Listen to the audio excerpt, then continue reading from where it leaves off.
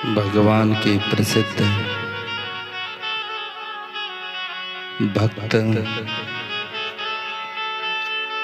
ध्रुव जब पिता के दरबार में गए, पिता ने पुत्र को देखकर अपने गले से लगा लिया।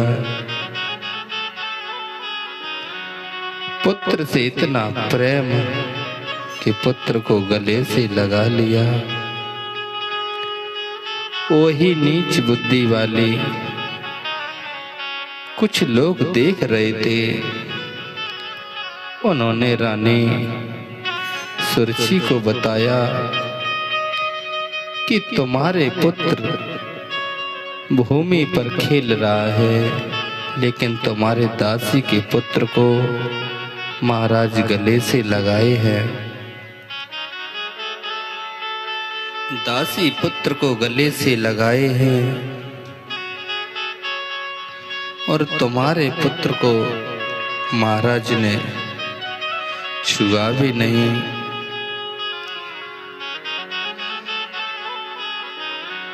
सुरची भाग कर आई और भक्त ध्रुव को गोदी से छीन लिया, एक तमाचा मारा, कहा नीच, तू इस गद्दी पर बैठना चाह रहा है। इस गद्दी को बैठने के लिए तुझे भगवान का भजन करना चाहिए था और तुझे मेरी कोख पे जन्म लेना चाहिए था, और तू महाराज की गोद में बैठना चाह रहा है। भक्त ध्रुव रोने लगे। सुरुचि ने अपनी गोद को भगवान की भजन में गिनती की। क्या सुरुचि की गोद इतनी बड़ी थी कि भगवान की भक्ति करनी पड़ती भक्त को? भक्त रो पड़ा। भक्त रोने लगे और रोकर जब अपनी मैया के पास आए, मैया ने देखा पुत्र को तो मैया ने छाती से लगा लिया। बेटा ध्रुव, क्यों रो रहे हो? क्यों रो रहे हो लाला? ध्रुव बोले, मैया मुझे मौसी ने मारा है और मुझे मौसी के मारने का दुख नहीं, दुख तो इस बात का है कि मेरे पिता देखते रहे और मौसी मुझे मारती रही। माँ ये बता दो, मेरे आखिर पिता कौन है? सुनीति बोली, बेटा तुम्हारे पिता वो नहीं है, और तुम्हारे क्या सारे संसार के पिता जगत पिता नारायण हैं। तुम जब बड़े हो जाओगे, जंगल में जाओगे, भगवान का भजन करोगे, तब तुम्हें पिता की प्राप्ति होगी। मेरे लाल, वो तुम्हारे पिता नहीं है। भक्त ध्रुव कहने लगे, मैया मैं बड़ा हो गया और मुझे अपने पिता के दर्शन करने हैं।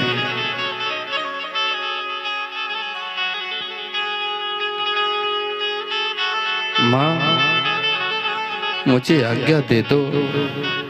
माँ रोने लगी, बेटा तुम्हारी अभी बाली उम्र है लाला,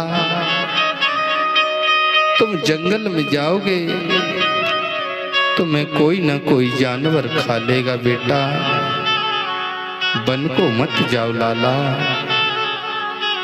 ध्रुव कहने लगे, मैया अगर तुम हमें वन को नहीं भेजोगी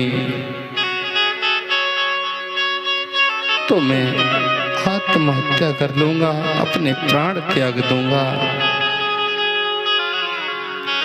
सुनीति डर गई, कहा, बेटा तुम ये चाहते हो भगवान का भजन करना, तो लाला मैं तुम्हें रोकूंगी नहीं, लेकिन अपनी बूढ़ी मैया को भूल मत जाना लाला। भगवान अगर तुम्हें मिल जाए तो एक बार अपनी मैया से जरूर मिलने आना लाला। आज भक्त ध्रुव अपनी मैया के चरण अपने नन्हे नन्हे हाथों से छुए और जैसे ही चलने लगे राजा उत्तानपाद को सुनने को मिला। भक्त ध्रुव वन को जा रहे हैं।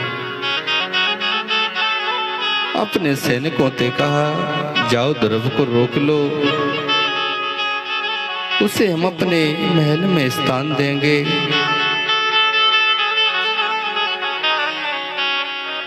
जब ये खबर ध्रुव के पास पहुंची, ध्रुव बोले धन्य हो प्रभु, मैंने एक कदम ही तुम्हारी तरफ बढ़ाया और तुम मेरे सामने आने लगे।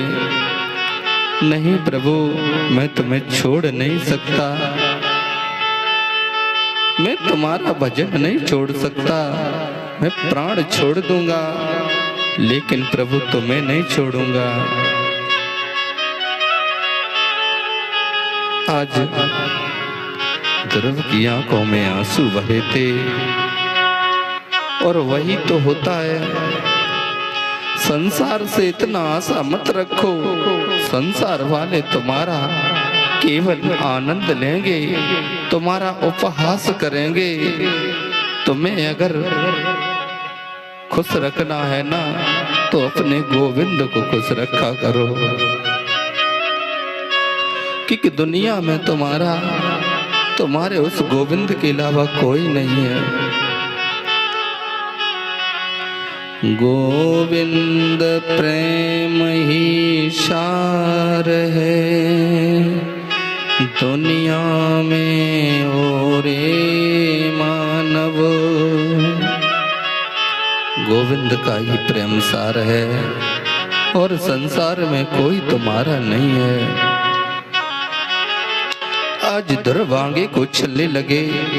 श्रोता बंधुओं, जैसे ध्रुव आगे को बढ़े हैं तो यही खबर राजा को जब सुनाई कि ध्रुव नहीं लौट रहे, तो महाराज उत्तानपाद ने कहा ध्रुव से रोको, कहो मैं पूरा राज ध्रुव को दे दूंगा। जब ये खबर ध्रुव के पास पहुंची, ध्रुव ने दरबारियों के हाथ जोड़े, भैया जाने दो ना मुझे, जाने दो ना। यही पिता था ना, जब मौसी मुझे मार रही थी तब इसने हाथ तक नहीं रोका, और आज यही पिता मुझे पूरा राज दे रहा है। धन्य है प्रभु, धन्य तुम्हारी लीला। हे गांव वालों, कह दो ध्रुव नहीं लौटेंगे, जाके बता दो जाके।